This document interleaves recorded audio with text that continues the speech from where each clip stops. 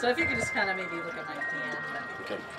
Okay, so good. So Bog started off as a pub crawl, as many things do, and it was my birthday, and a few friends decided that for fun we'd dress up as green men. Of course, green men masks were a major part of my sales and part of our booth, and we went for a walk. While we were visiting booths and friends, I spilled some mead on a friend's floor, and he said we had blessed his booth. I thought, oh, it's a lovely idea. That's a fun idea.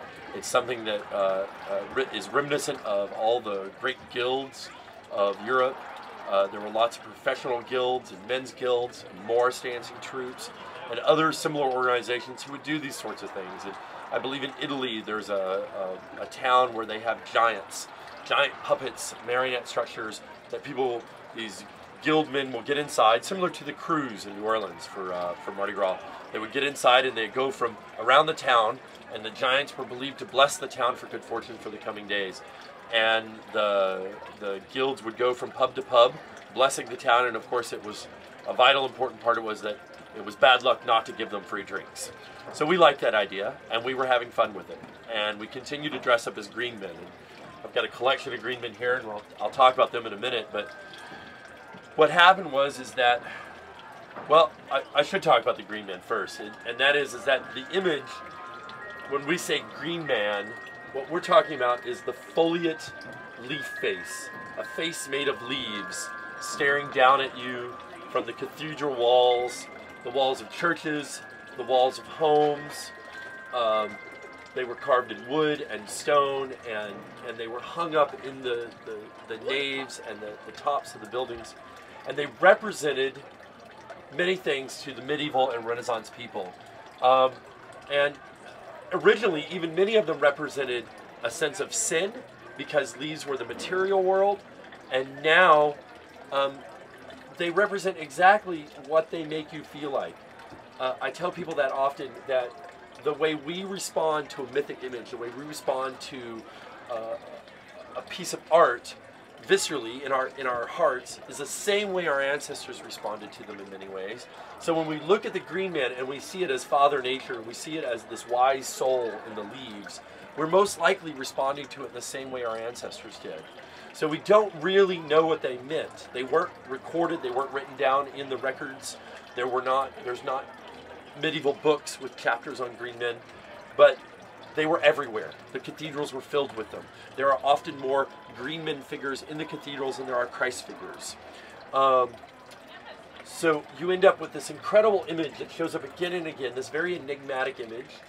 This is a collection that I've assembled over the years. Some of them are historical, many of these are modern. This one is a very important one.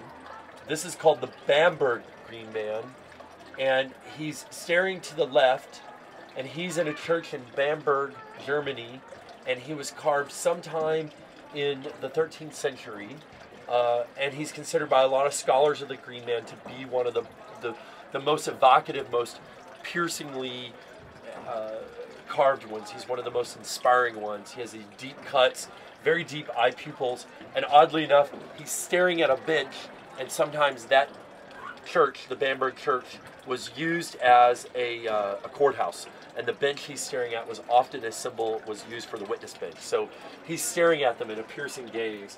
This is an old French face, a foliate green man. Some of these are modern, friends, and this one and this one are very special because they were both carved, sculpted in clay and cast by an early supporter of Bog. And that's what happened, is it was a good idea. We had a lot of fun. We said, oh, let's do it next year. The next year there were 7 of us. The year after that there were 17. And the Green Man is a powerful image, and it really pokes people on a mythical level, and it gets them going, and they understand it. Even if they have no mythical education at all, they understand it. So my friend James Casey, a scholar and a world-class artisan here at the fair, was a pewter smith and a sculptor, said, you know, be careful playing with green men. You know, this is this old image, it's very important. And I agreed with him, and we started talking about where we would go with the Green Man order. we had made it an order merely to sort of control it, so I could say who could go on the walks and who wouldn't. Originally, you've probably talked to people about the Lars guilds, the Wenches Guild and the Rose Guild. So originally we thought about going with that, making it similar to one of the Lars guilds. And as we were having this conversation over a year's time through email, as often is the case, James was an older man, and there's a Celtic saying, when older men die, they inspire younger men to greater deeds. And my dear friend James Casey passed away. Upon James's death, one of the last emails he ever wrote was to the Green Man Order, talking about symbolism and mythology, and we decided at that point that we would do something more with it. And our goal now is to become a fraternal order, a non-profit, very similar inspiration from the Elks Lodge. These are service orders. The Elks started off as a drinking club for actors in New York City in the 1890s. And one of their members died and left a destitute family, and they became a service order. So very similarly, Bog has become an order. All Bog brothers take 2 vows to support the image of the Green Man as a mythical image and as a positive masculine role model, and to support the marches and help put them on. And we hope to become a full nonprofit and offer scholarship programs into the arts and the mythic art community. And the image continues to inspire us, it continues to inspire people. And tomorrow, well, we're going to get dressed up, we're going to paint ourselves green, we're going to wear some leaves in our hair, and we're going to go for a little walk. And it's a long walk, and we bless every booth at this festival, and that takes hours and hours and hours. That's the short of Bog. We are a private organization. We're by invitation only, so we're not open to external membership yet, maybe one day. But right now, we're a private organization of men helping one another, influencing one another, helping each other make good decisions in lives, and helping each other in their projects. Many of Bog is composed of leadership men involved in the leadership in the greater community of the Renaissance Fair and the greater community that the Ren Fair sort of represents. Within the pagan community is a big part of it. Within, although Bog is not a pagan order, we have a number of Christian brothers within the greater community of arts and music and entertainment. So a number of the people who put on the fairy festivals in the Mid-Atlantic and nationwide are part of the Green Man Order. And we're looking to be a positive role model for future generations. I hope it's my legacy I leave to the world, and if it is, it's a pretty good legacy to leave. So, and think green. So,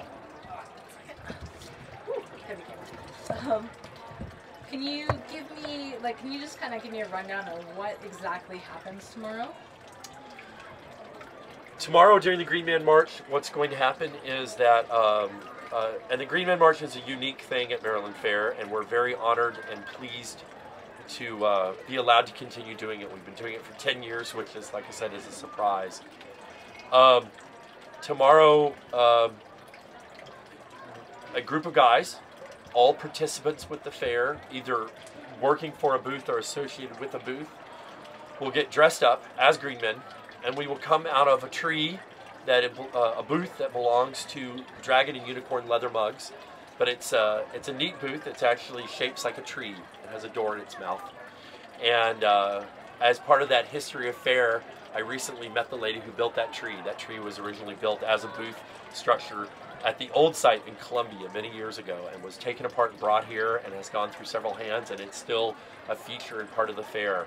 Just like all the structures here, they all have histories. Many of them have gone through several owners.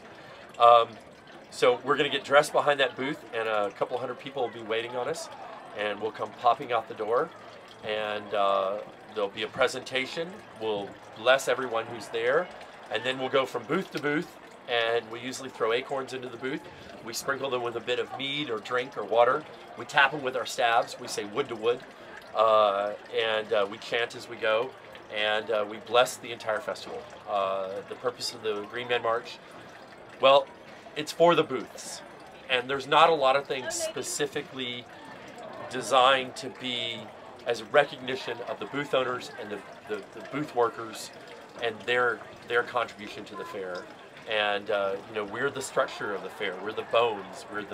We are the fair itself. We are physically the fair itself. So we look forward to doing it, and the booth owners absolutely adore it. People keep their acorns in their cash boxes. We mean them as a representation of bounty and abundance for the coming year. We also bless the participants, the guests at the fair. We hand out acorns.